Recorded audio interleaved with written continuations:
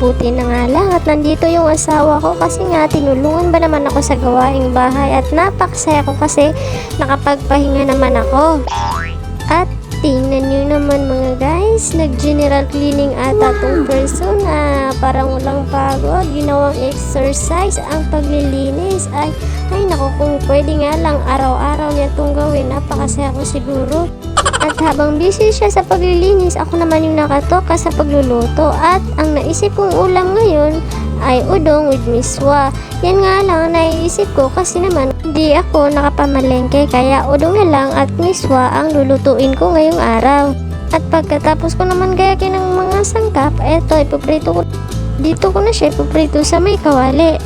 Disclaimer lang po guys ha, version ko lang po itong pagluluto ng udong at may kanya-kanya po tayong version ng pagluluto, kaya hindi po pwedeng husga ng luto ko kasi sarili ko lang po itong gawa. Yun lang naman, para lang naman sa kaalaman ng iba.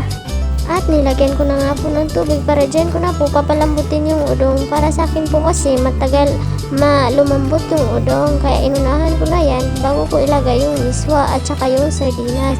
At yan po yung version ko, nilagyan ko lang po ng kaunting toyo.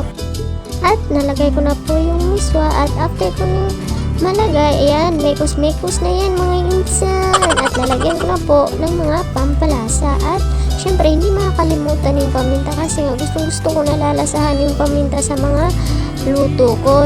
At pagkatapos ko nga malagyan ng paminta, nilagyan ko na rin ng sardinas. At syempre, halo-haloin yan, mekos-mekos. At saka nilagyan ko ng tubig kasi nga, sabi ko sa inyo, yung udong, matagal yan lumambot at sinisip-sip din yung sabaw, kaya minsan dinadamihan ko na lang. Tingnan nyo, parang madaming sabaw yan, pero pagkatapos niyang lutuin, wala nang sabaw yan, sinisip-sip niya kasi ewan ko bakit ang lakas sumipsip na itong ulam na to. At yan, tapos na nga yan, nilalagay ko na sa may lagyanan.